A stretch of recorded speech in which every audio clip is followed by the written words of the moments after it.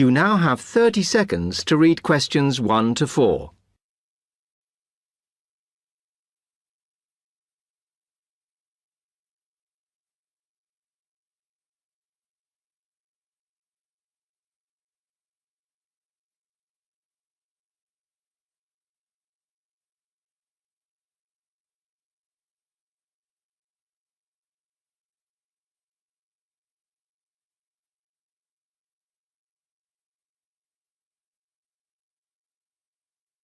Hi, welcome to Freshers Week.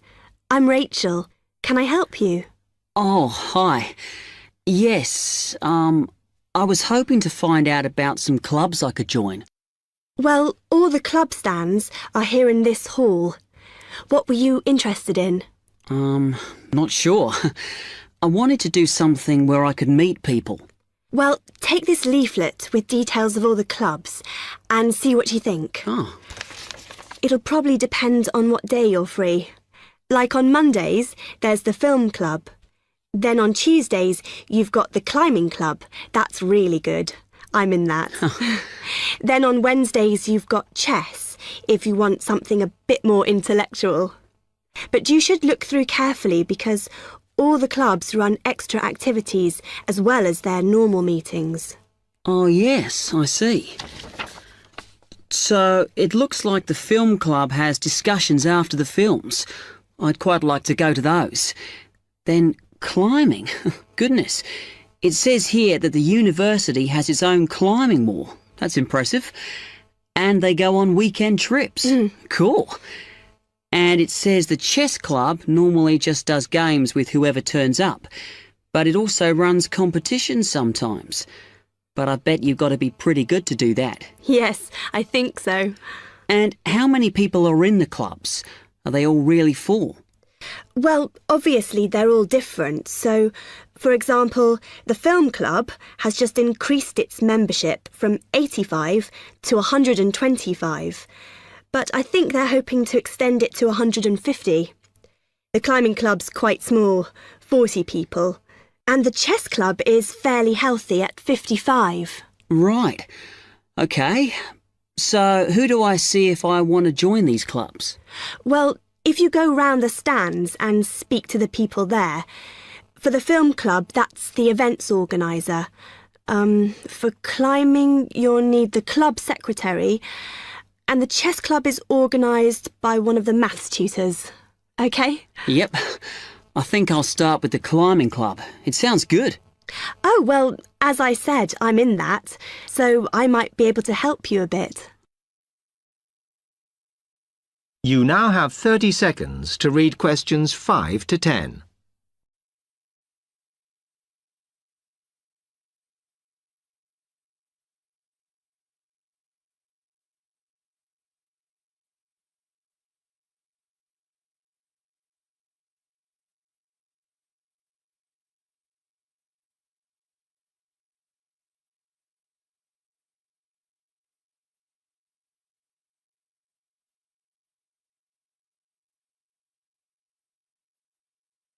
OK. It says in the leaflet that they get together twice a month. Is that right? Yes.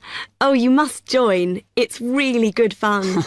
We go away quite a bit to North Wales. And every year we have a special excursion, usually to France, which is where we're going this year in the spring. The weather's too unpredictable in the autumn. Wow, that sounds good.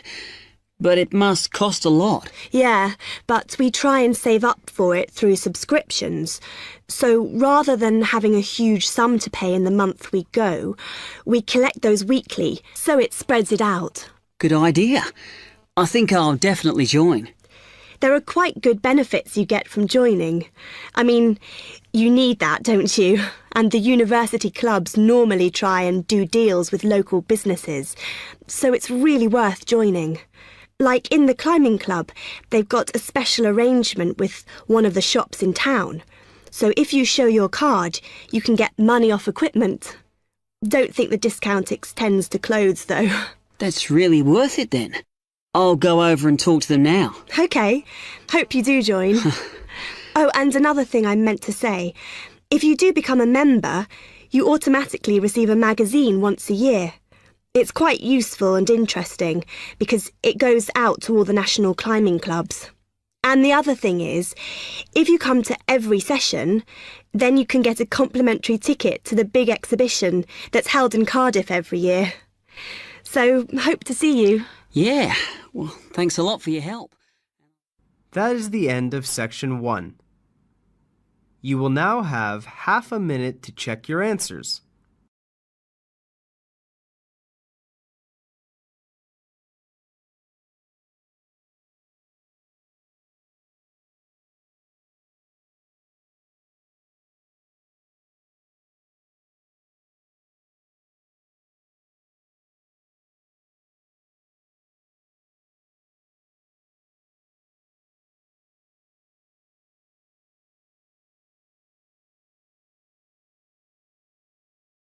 Section 2.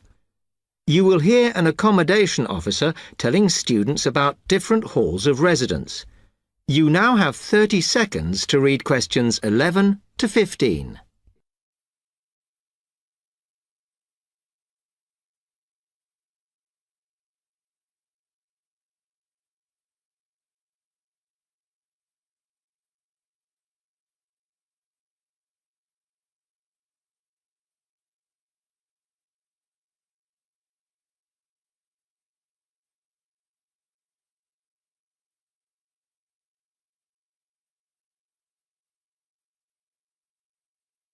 Good afternoon, and welcome to Stanton University. I'm here to tell you about the various halls of residence we have available, should you choose to come here. We aim to offer accommodation in halls to all first-year students, and you'll find there's a good variety to choose from.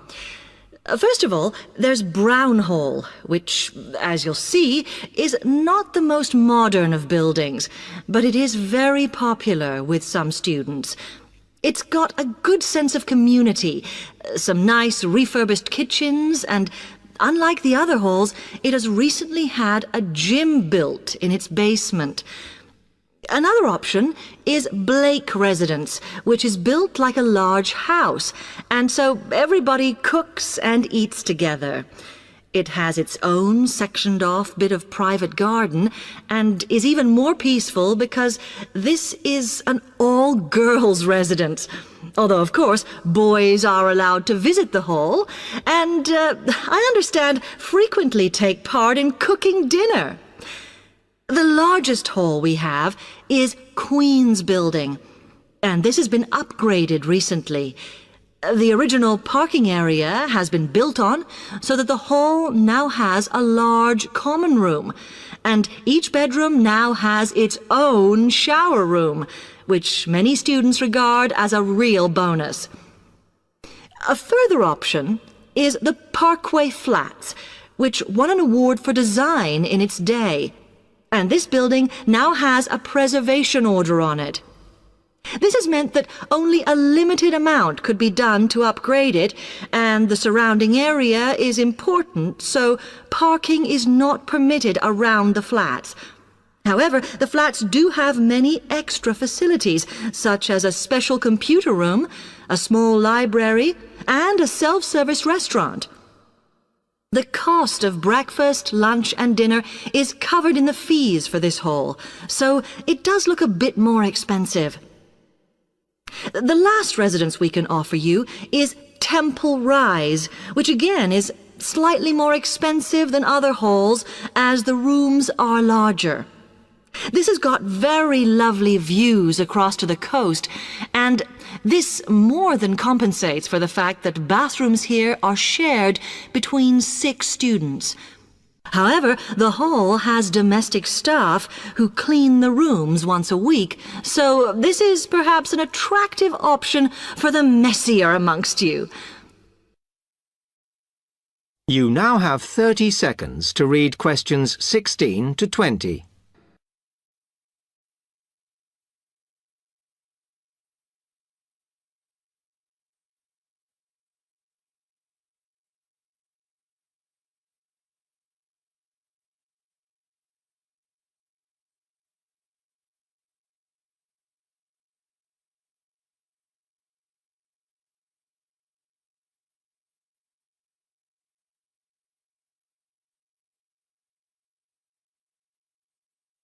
Now, if I can just show on this wall map here where they all are, you might like to go and have a look round. If you come into the main university entrance, at the first junction, you'll find that Brown Hall is on the corner opposite the theatre. So you're nice and near the station here, though I think it can get a bit noisy with traffic. The same applies to Blake Residence, which is directly facing the junction to the university entrance. These halls are often used by medical students and such like, as they're out all day, so don't notice the noise. Anyway, if you then walk along Campus Road towards the main circle, you'll see the library on the corner, and Queen's Building is just past that as you head north. You will find that it is quieter here, and you may get fewer visitors. By the way, the circle is quite a feature of the campus, as it's set into the hills and has a brand new sports center in the middle. It's worth going to look around it. Now, the Parkway Flats are on the opposite corner to the library, facing the circle, as you head towards the main buildings. The main buildings are only about a 5-minute walk from here, and places in these halls go quickly, so my advice is to reserve your place as soon as possible. Then Temple Rise is inside the circle, next to the sports center, but further from the main university buildings. Now, if you'd like to go off and physically look... That is the end of section 2. You will now have half a minute to check your answers.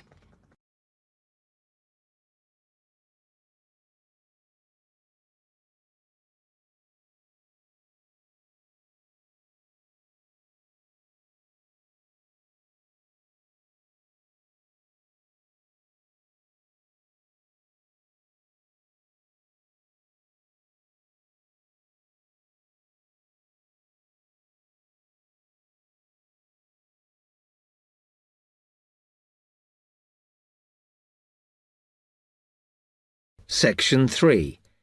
You will hear two students, Jenna and Marco, discussing a business studies project they have to do. You now have 15 seconds to read questions 21 to 24.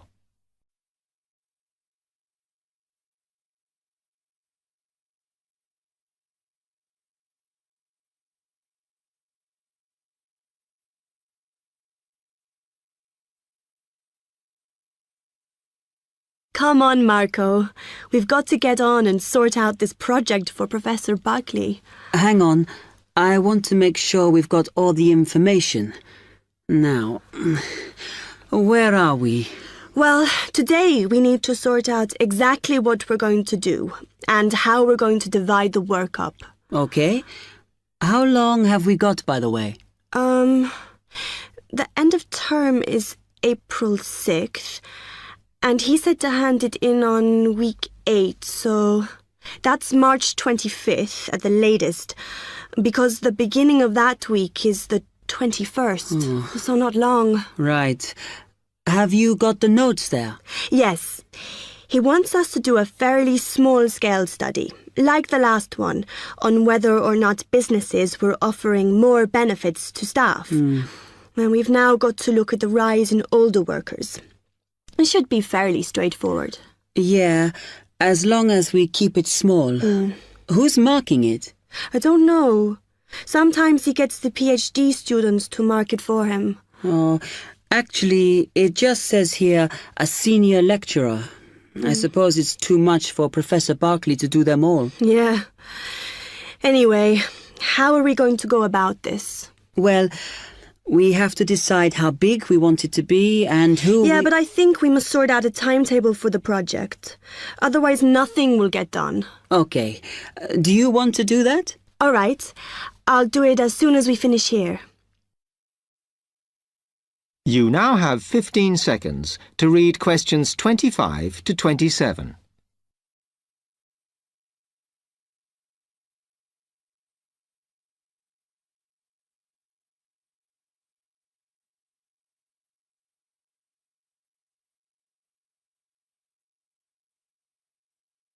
Okay, what do we have to do now for the project? What's the best way to go about it? Well, Professor Carter suggested we set up a focus group to get some in-depth interviews, but I think that'll take a lot of time. Yeah, I agree. If we did a focus group, we'd have to spend time deciding who to include in it, and it's not necessary to do one anyway. Oh, fine. And if you agree, I think we should get in touch with the businesses on the list Professor Carter gave us and ask them if they're prepared to participate. Sounds good. Then we can go there, give them questionnaires, and collect them later. Exactly. Okay. Then do we need to book one of those study rooms in the library so we can work together to input the data? Perhaps not, as I guess just one of us could just sort it out actually. Yes, that would be easier. A lot of what we're doing is qualitative, so it'll be writing up rather than statistics. No software for that, I'm afraid. And I think it would look better if we had actual shots of some of the staff, because we're citing appearance as a factor in employability, aren't we? Yeah, okay. I'll factor that all in when I sort everything out tonight. You now have 30 seconds to read questions 28 to 30.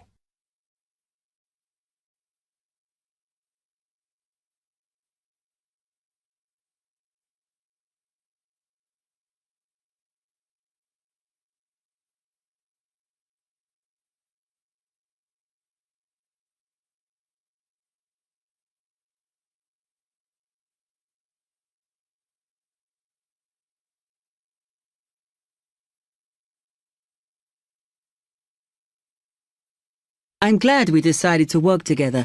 I think it's going to work out well.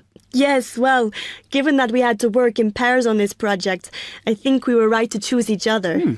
We complement each other academically, as we're each good at what the other isn't. In fact, we should have tried working together before. Yes. Now, how shall we split the work? I'll do the analysis, shall I? Oh, okay. It's just that it might be faster, because I'm used to doing it. Although your English is better than mine. I need more practice at reading, really. Okay, I'll do the presentation then, if that's okay with you. Yeah, sure. I don't mind speaking in public, but I hate preparing all the notes for them. The thing is, the tutor said one person should do the whole presentation, and he said he expects me to do it because I haven't done one yet. No, that's fine. Now, let's see. That is the end of section 3. You will now have half a minute to check your answers.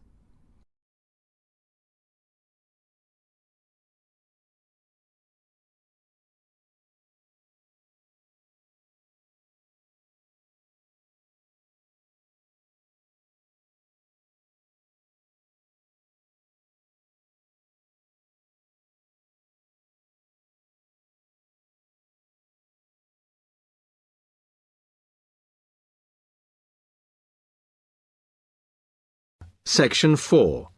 You will hear a media studies tutor giving a lecture about news sources. You now have 30 seconds to read questions 31 to 35.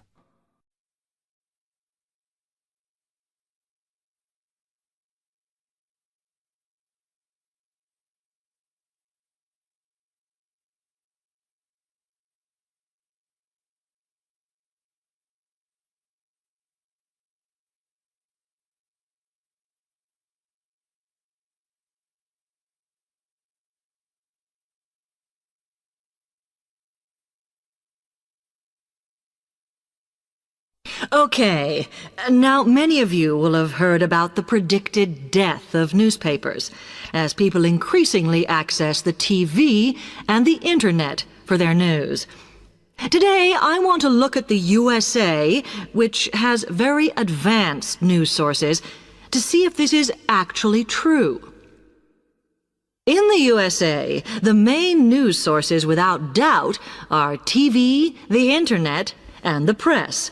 That is, traditional newspapers. And although they are each surviving and growing, they are also changing. Obviously, TV news has been around for a while, and the early evening bulletins when people get in from work are very popular. I suppose we traditionally think of the morning newspaper arriving on our doorstep with the daily news. Interestingly, this is not borne out by the statistics, which show that readership in the U.S. is much higher when people have time to relax, when they're not working, especially on Sundays. The Internet is also a popular weekend activity, but shows no variation with weekday access. So people are using the different sources in different ways. Interestingly, local radio has been hit less by the grip of quite strong local newspapers than by the Internet, which is seen to offer a better regional service. But just because the Internet is seen as the new force in news media does not mean it is dominant. Television has, of course, been global for a while. But now technological changes, which have fueled the rise of online news, have also allowed newspapers to print and distribute editions across the world. In fact, Internet news, which is seen as the big competitor for traditional markets, does not offer that much variety. Often, the sources are the online versions of the newspapers, whereas television, in order to offer something different, has had to come up with a much more mixed bag of reporting, from hard news to light reports on celebrity events. Another issue is reliability. The Internet is virtually unregulated, so anything can be reported there, whether true or not. Journalists on newspapers have fought a long, hard battle to fight intervention and to retain the freedom of the press. Television, however, is seen as critical to political power and has become subject to harsh controls about what it can or cannot say. You now have 30 seconds to read questions 36 to 40.